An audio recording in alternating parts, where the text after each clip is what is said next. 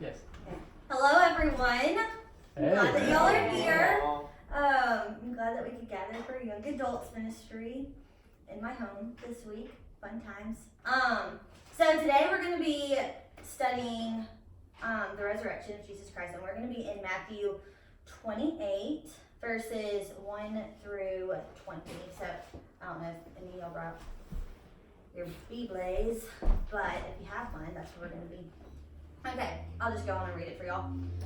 After the Sabbath, at the dawn on the first day of the week, Mary Magdalene and the other Mary went to look at the tomb. There was a violent earthquake, for an angel of the Lord came down from the heaven and, going to the tomb, rolled back the stone and sat on it. His appearance was like lightning, and his clothes were white as snow.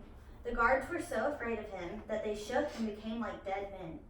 The angel said to the women, "Do not be afraid, for I know that you are looking for Jesus, who was crucified.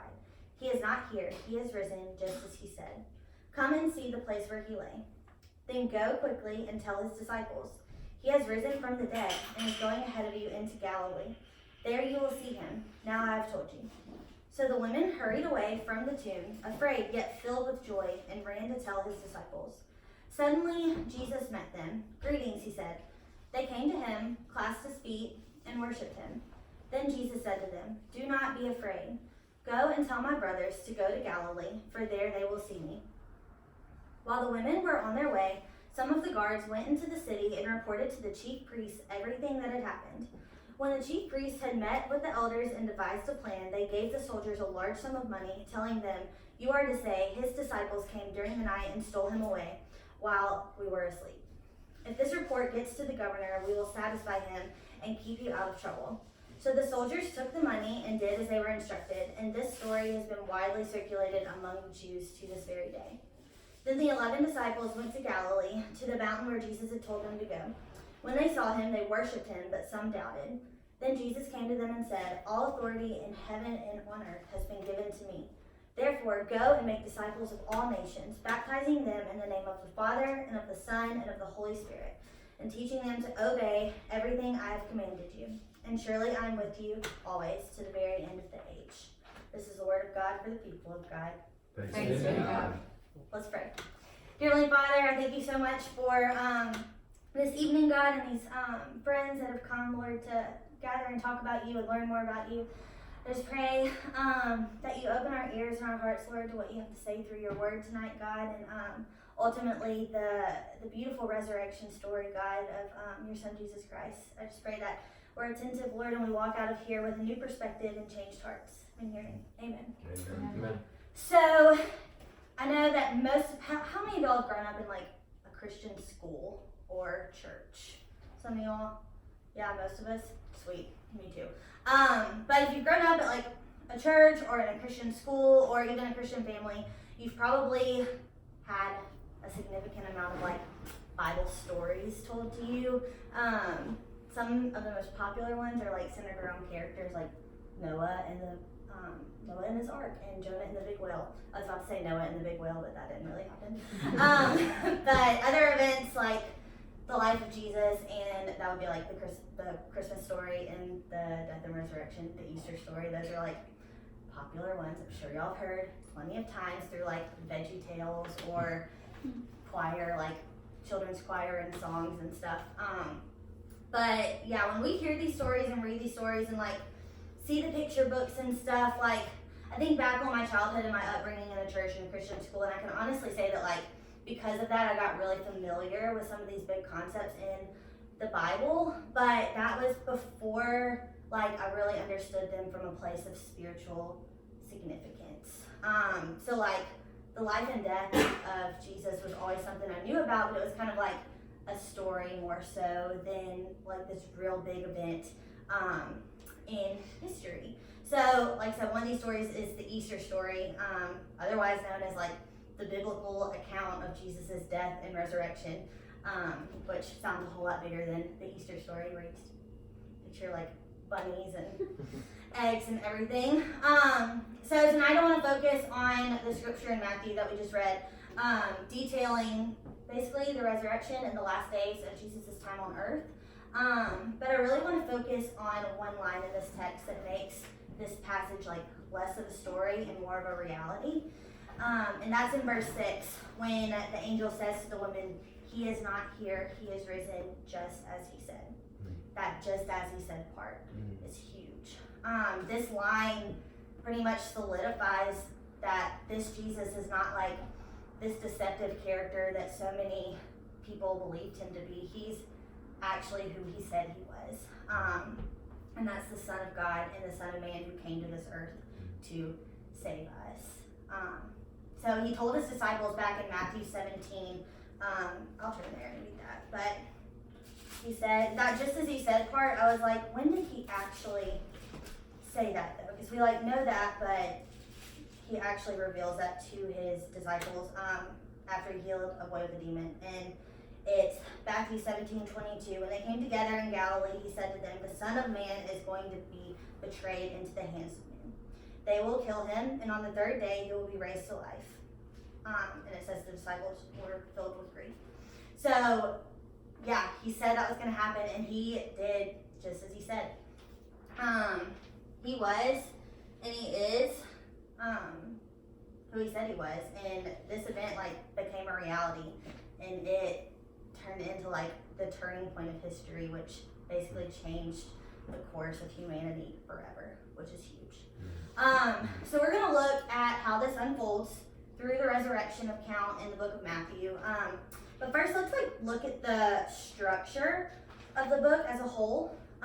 So we have 4 main parts. So we've got one, which is, this is the whole book of Matthew, not just 28, but we have the genealogy, which basically describes every person ever who gave birth, and boom, we got Jesus. We've got the beginning of Jesus' life, which is basically his birth, the events that happened surrounding that, and his early, this balance, okay. And then, thank you, Marie. And then we have Jesus' life and ministry. I'm just gonna. And then we have his death and resurrection.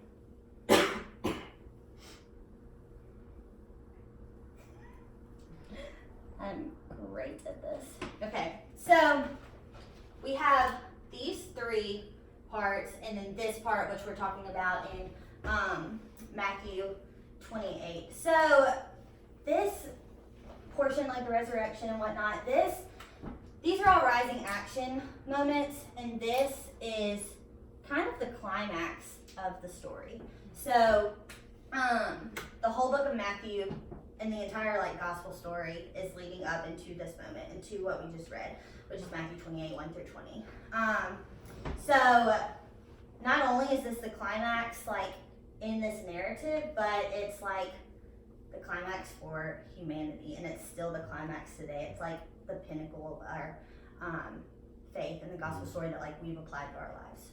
So yeah, this moment in history and this act by God through his Son, Jesus Christ, because everything is accumulated to this point, it kind of serves as a reference point for believers, because this is the moment that life was made possible, and it was the moment that confirmed that Jesus was the Son of God who had just defeated death, and that's just as he said. This big moment in history, his death and resurrection, is a reference point, just as he said. So in this next portion, we're gonna walk through Matthew 28, 1 through 20, in 3 different parts, because there are 3 main reactions that we see in this story. The first one is Mary and Mary. It says Mary Magdalene and the other Mary, and I would just be really offended if I was the other Mary.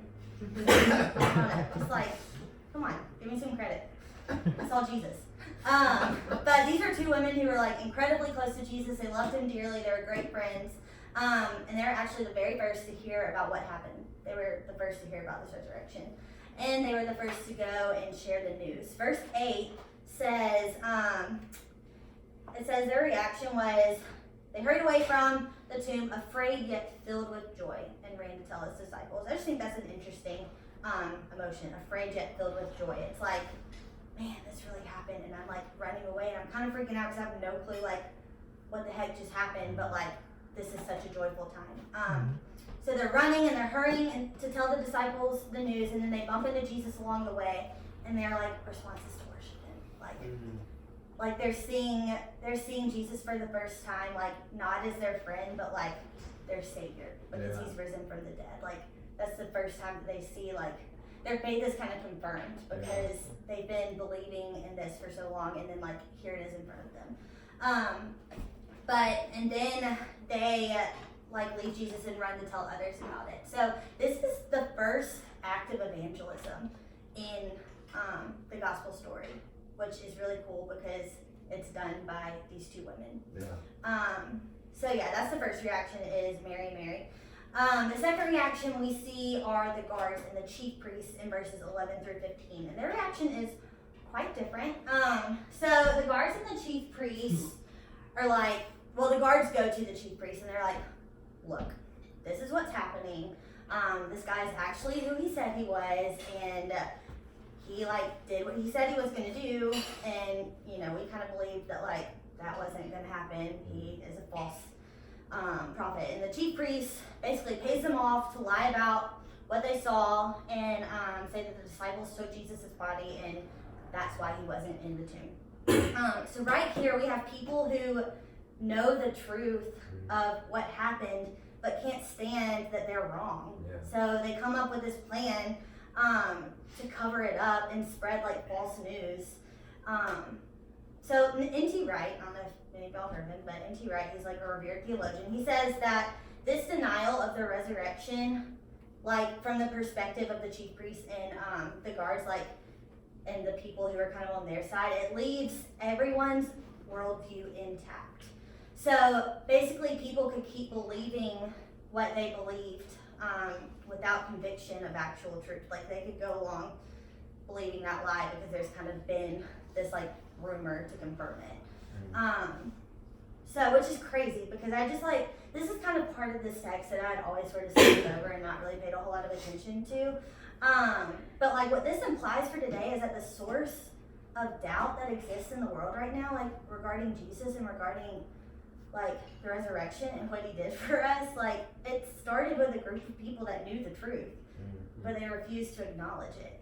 And instead they like selfishly clung to a falsehood because it was more important to them to be comfortable, and they kind of already planted their feet in it. So I don't know, I just think it's crazy that like the guards knew that what they were saying was false, but they still established this narrative that Jesus had never actually overcome death. And it's reasonable to assume that like if they had actually admitted fault and admitted that like they lied, or admitted that they didn't believe that Jesus was the King of Kings, if they had admitted that like they were wrong in that because they actually saw him walk out of the tomb, then people today might actually see Jesus' death and resurrection as like history and factual events rather than like this myth that people who don't believe have created it to be. So yeah, I just think that was crazy because the people who started this lie knew the truth and they spoke otherwise. But back to N.T. Wright, he says our response as believers is to be constantly alert against attack, defending the resurrection and its truth. Because history is happening right here and it's clearly saying two groups of people knew the truth. One chose to believe it and one chose to believe it and share it, and then one chose to deny it and lie about it. If this doesn't convict us to be more fervent in our evangelism because we do know the truth, then I don't know what can, because like we have something really important to defend right here. But anyway, that was like, that part of this text was huge for me because it really just kind of set my tail on fire. But okay, so we have a third group now that heard the news, and that's the disciples. So before we get into 16 through 20, the Great Commission, it's important to note that Jesus didn't emerge from the tomb and run. Okay, this is what I would have done if I was Jesus. Clearly I'm not, and clearly I wasn't, but if I was him, this is what me and my sinful self would do. I would run to all those people who didn't believe me and be like, look, I rose from the dead, and I told you so, and you didn't believe me, but it's cool, because here I am, I'm Jesus. But that's what I would have done, but he didn't do that. In the name of that, just as he said, he had this perfect I told you so moment, and he didn't use it. Instead, he was concerned about appearing to the ones who loved him and knew him, who he had relationships with, like Mary and the disciples. Matthew Henry, he's another theologian, says that Jesus wanted the disciples to be comforted, not the chief priests and the Pharisees to be confounded. He also notes that the disciples deserved to know first, because they would be the ones who believed him and went out and shared. And they were going to spread truth before lies got spread. And that's they were going to spread the truth of it, just as he said of it, confirming that he did what he said he was going to do. So diving into 16 through 20, the disciples get to Galilee, they see Jesus. Some of them worship, but others are doubtful. And I imagine that the doubtful wasn't like you're not Jesus. I feel like it was probably more, and this is me just kind of spitballing here, I'm not really referring to a source, but I imagine that the doubtful feelings are more like shock, like a moment where the disciples are thinking, am I actually seeing what I'm seeing? Because even though Jesus told them that this would happen, it's still pretty crazy and shocking that all of this is just unfolding in front of you, because we're human and the eye sees what the eye sees. But in verse 17, Jesus begins to teach them this last lesson in his parting commands before he leaves the earth. Basically, he confirms what he's been commanding them to have faith in this whole time by saying, all authority in heaven and on earth has been given to me. And this is a way of affirming that he actually did what he came here to do by dying on the cross and then defeating death. And so he leaves them with 3 tasks. Back to N.T. Wright, love him. He emphasizes that these are 1, make disciples, 2, baptize them, and 3, teach. Those are the 3 basic commands. And so I mentioned earlier how this portion of the gospel is the climax. This rising action has been leading up to this moment. It's the climax, and that's because from here on out there is a new world, and Jesus has a new life, which means people of faith on earth have work to do. So he's leaving the gospel in the hands of people who knew him best. He's commissioning them to spread this truth and multiply themselves for generations to come. And then he finishes with the most comforting statement of all, and that's, and surely I'm with you always to the very end of the age. Yeah. So just as he said. Charles Spurgeon says of the resurrection that it is as literal a fact as any other fact stated in history, and is so to be believed among us. So if you take away anything from this message today, I want it to be that God is real, and that what Jesus did was real, and what people saw at the tomb and on that mountain in Galilee was real. Even his body displayed that everything that had happened to him was real. They saw the scar in his side and in his hands, and around his head. But Jesus really was crucified and dead and buried, and he rose in triumphant victory over death. It really happened. This isn't just a story that we hear on Easter, or song lyrics that we hear about it in worship, or even an episode of VeggieTales. This is history, and it's the turning point of the gospel, and it's the turning point of humanity, and it's the turning point of history. We live in a world that wants to reject this as fact and rename it as a myth or a story. Satan wants us to believe that this is just a story we heard when we were younger, not truth.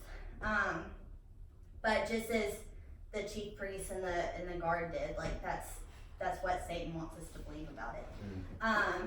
But we're surrounded by people daily who think that these historical events are nothing more than a fairy tale. And Jesus was not just talking to the disciples in verses 16 through 20 when he gave the Great Commission. He's talking to us. And our duty is to take this truth that we know into a broken and misunderstood world and boldly proclaim it as fact over fiction. Jesus doesn't physically walk this earth anymore, but he left this job in our hands when he ascended into heaven. So from those who actually bore witness to it, to those who bear witness in faith today, for while he is physically not here, he has risen just as he said. So hear this, believe in this wholeheartedly, and then go and proclaim it, because we really do have a duty to do. And we've got to put our feet on the ground and proclaim truth over fiction. So I am going to pray over us, and then we'll be dismissed. So bye, guys. Dear God, I just thank you so much for your word and your truth, God. I pray that in a world that tells us otherwise, God, we will remember that just as you said, you are God, and that we will go into this world, Lord, and proclaim truth, because there's so many people who are lost because they believe this lie that was started by these people, God, who denied you. And I just pray that you put it on our hearts, Lord. You send the right people our way, God, for us to be your servants too, God, and speak truth in their lives, God. We love you so